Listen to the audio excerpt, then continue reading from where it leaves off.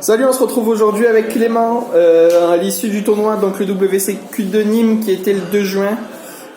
Donc il finit à la 15e place et il va nous parler un peu de son deck Orcrux, de ses match-ups, etc., etc. Allez, let's go Clément. Bonjour. Du coup j'ai joué Orcrux 60 à Nîmes au WCQ. Du coup j'ai fait 6-2 à l'issue des rounds. J'ai fait 6 victoires, 2 défaites. J'ai affronté 4 Salamandre Great, un Sky Striker Mine Mystique, un Sealer Dragon, un Guru Control. C'est tout, j'ai oublié. C'est pas mal, hein? Ouais, c'est déjà bien. J'ai perdu contre 2 Salam parce qu'ils ont fait Dweller T0 en voyant le deck 60. Et ce Dweller, je peux pas le remonter. J'ai remonté juste une fois parce que j'avais Godend. Voilà. Qu'est-ce que t'appelles Godend? Godend, genre il y en a avec, je joue à 60, je joue avec des Danger, donc full Danger pour avoir full Extend, et après un hard draw le time tiff, enfin la piège PK pour faire time tiff. Random. Voilà, exactement. Allez, montre-nous un peu ton deck du coup.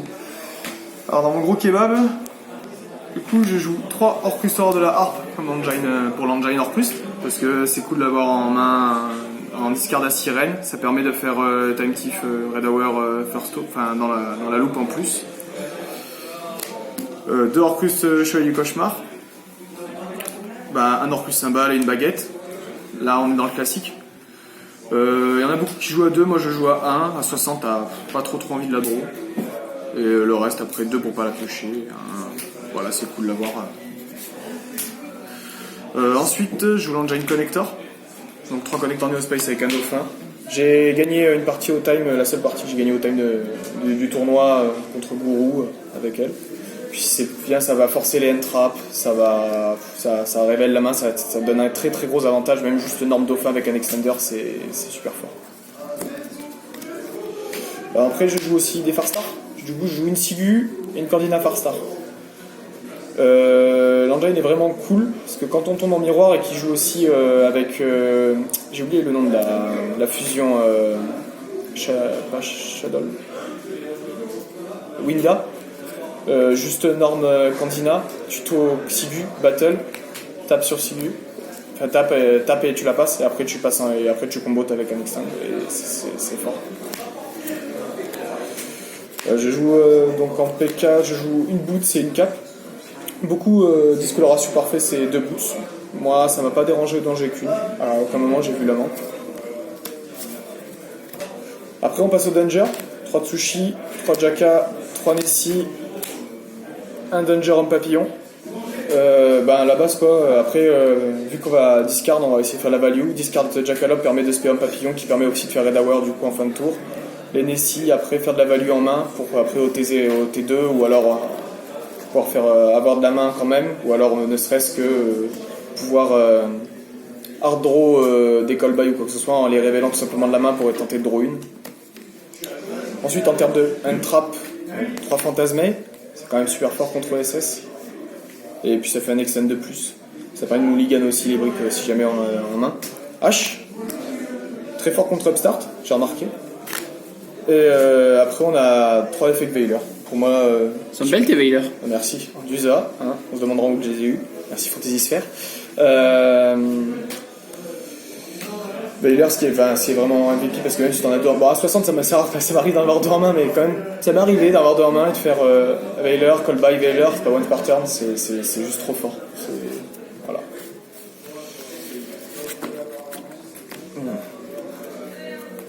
Engage, je joue quand même quelques magies dans le deck, avoir une Terra avec l'Engine Cantina, ça permet parfois de faire des engage chargés et de pouvoir draw. Puis ça permet aussi surtout d'aller chercher un call by parfois extérieur, un second call by. Aussi drone ou une carte combo indispensable.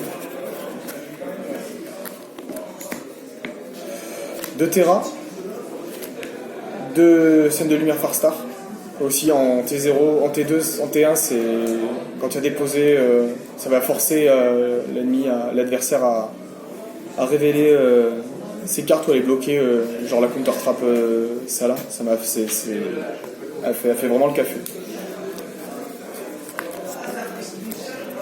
Une Babel du coup, 3 twins, parce que mine de rien, dans la méta c'est fort entre SS, Semi Mystique et tout ce qui est Floodgate en fait. Tout ce qui est Floodgate, TCBO, Rivalry qui traînent, on va les dégager parce qu'on n'a pas envie de les voir et que ça va bloquer et on va avoir du mal à extend derrière et à combat.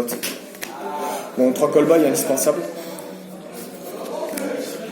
Un renfort, un sacrifice inutile. J'ai hésité en sacrifice inutile et Monster Reborn, mais sacrifice inutile ça permet vraiment d'envoyer les matos. On va directement Harp. Harp pour continuer extend sous directement. réponse. Voilà, parce que genre t'as pas d'extender. Bon, c'est rare. Normalement, tu joues vraiment beaucoup d'extenders, mais c'est rare de pas en avoir. Mais quand tu normes le genre connector et qu'il l'effet passe pas parce qu'il a cramé son entrap, sacrifice inutile, Harp et après on est reparti en forme d'armée. Aussi, c'est pareil. Ça permet parfois ça force la hache. Une brigandine. Oh, une brigandine orage, je me rappelle jamais de son nom. Bah, t'as une petite Redower, hein, même en. Genre, il y avait un salam, genre à chaque action que je faisais, terraformation, il réfléchissait. J'avais lui en main, bah, normalement Steve 4, lui, Redower, passe, il fait rien, sa norme tu la bounces et voilà, c'est super fort.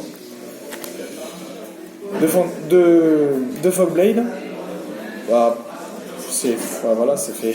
C'est le combo, hein, c'est la base. Là, ça c'est le combo jusque-là. On met 3 réponses, on fait péter 2, il a que 6 cartes en main si on est first. Hein. C'est ça. 2 retours Orcust. Parce que si on l'a, enfin 2 pour l'art draw. Parce qu'en... Crescendo plutôt que retour. Oui, je confonds toujours. Excusez-moi. Retour, c'est la carte de cœur. Hein. Retour, c'est la carte draw 2, hein, elle est forte quand même. Elle est pas de cupidité. Crescendo Orcust en art draw, c'est super sympa. Parce que, du coup, l'adversaire il s'attend pas, tu la set, il pense que c'est une Fogblade et au final, non. Enfin, c'est fort. 3 Raid Reboot, ça surprend T1 quand il y a plein de sets. La personne regarde, fait ah d'accord. Et puis après derrière tu tues, il n'y a pas de piège et voilà. Ça fait aussi, c'est le call by pour infini transience, ça gère les floodgates encore et puis voilà. Du coup. Donc quand Salam, la carte doit être forte. Contre Salam, non, parce que ils sont pas cons, ils font dueller et parfois ils set pas forcément. Du coup, ils font dueller et il n'y a pas de set et du coup la carte est inutile parce que 12-60. Si tu joues à 40, peut-être que tu peux plus te rentabiliser. Du coup après.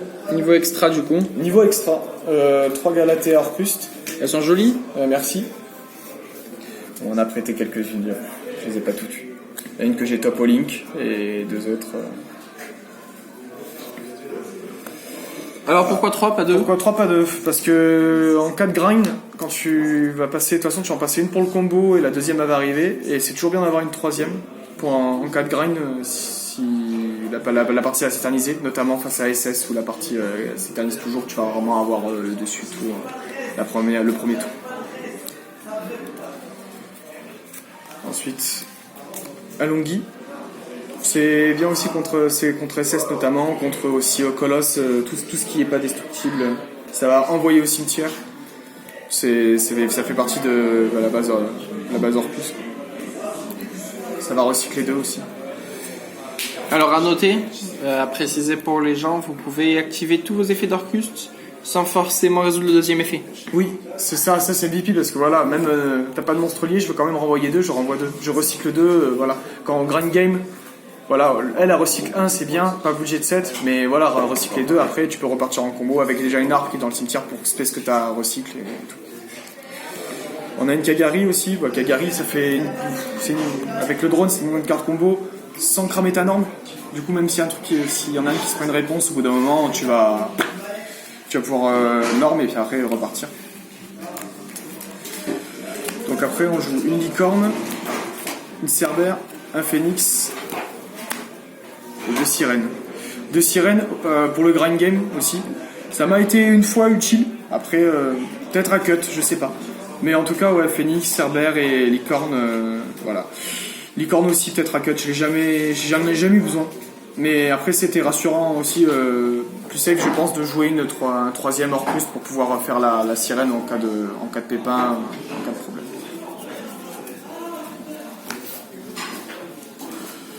Une bardiche, elle est partie de les loupes, ça pète un peu pendant le tour, c'est fort. de Dingy.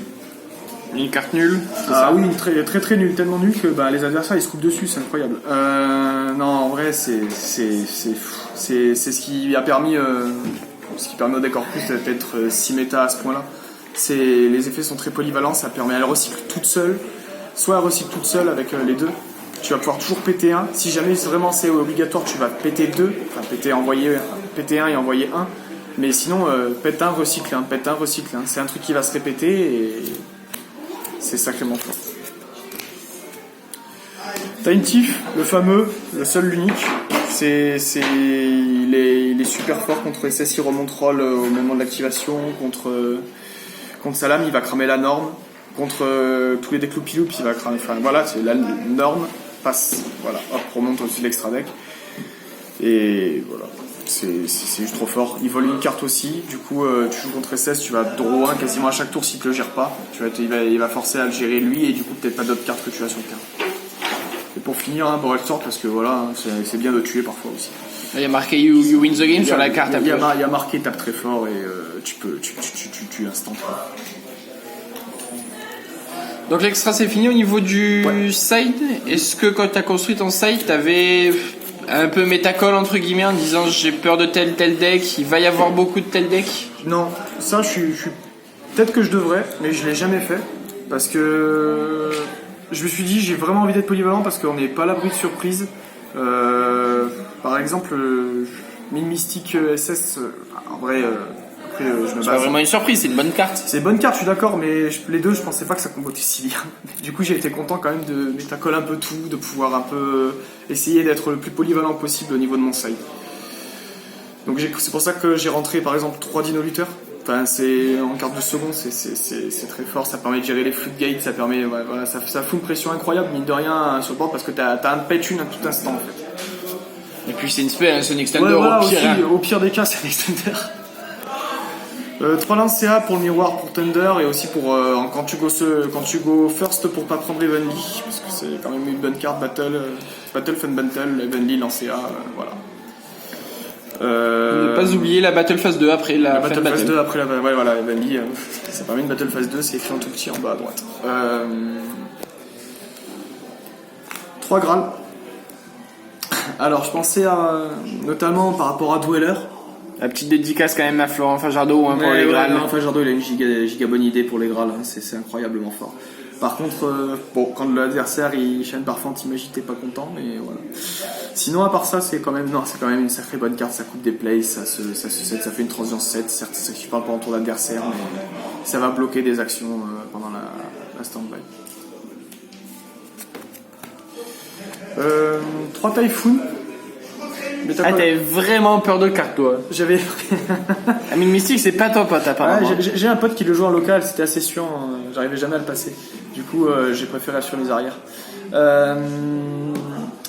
Aussi pour Pendule, pour SS, hein, parce que roll. Et voilà, Mine Mystique, je sais que après, voilà, s'il est installé, je vais avoir énormément de mal à reprendre, sauf si je pioche. Il va falloir que j'arbore la pioche. Et voilà, c'est une entrap, c'est ça qui prend le tour d'adversaire aussi pendant trop braco aussi, hein, héritage, c'est fort. Par contre, de faire sur héritage quand il va draw 10 000, non négligeable. Pour finir, 3 transiences.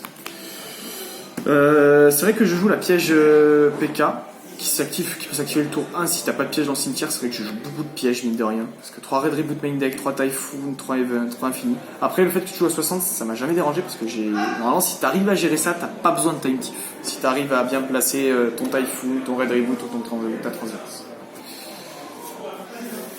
Donc c'est fini. Ouais. Est-ce qu'il y a des petits changements que tu aimerais effectuer à la decklist? Peut-être passer à un autre nombre, dis-nous tout. Je pense que je vais passer à 40 parce que Salam il gagne le dé, il demande à combien t'es, tu dis 60 et du coup il te fait Dweller instant. Aussi pour toucher plus la stab parce que ça m'a énervé un petit peu le fait de pas pouvoir avoir les cartes que je veux quand je veux. Mine de rien 60, les 60 c'est pas assez fort. Enfin c'est pas assez, tu touches pas assez ta stab, t'as besoin de plus de stab. Certes t'as beaucoup d'extenders, je dirais même pour commencer à avoir plus, mieux vaut commencer avec ça. Parce que c'est beaucoup plus facile de gérer tes plays, d'avoir plein d'extenders pour pouvoir rebondir sur tes plays. Par contre, après 40, c'est une autre histoire. Il faut vraiment avoir le cerveau pour. Du coup, on va passer à 40, c'est ce que je vais faire. Des remerciements, dernier mot pour la fin, Clément? Ouais, dernier mot pour la fin. Je remercie le Link pour cette, et les joueurs parce que l'ambiance, on était tous chaud de night, n'est-ce pas? C'était incroyable. J'ai passé un super beau moment et tout. Mon premier top pour tourner une premier top de WCQ, même si j'ai pas fait long feu en top. Je suis super content de ce résultat. Je remercie aussi la team GCG parce que sans eux, je serais pas là. Et sans eux, je n'aurais pas fait stop avec les conseils, les deck building, les soirées d'entraînement, c'est grâce à eux que j'ai pu perf un petit peu ce jour-là. Merci à toi, Clément. De rien. Allez, ciao ciao, à la prochaine.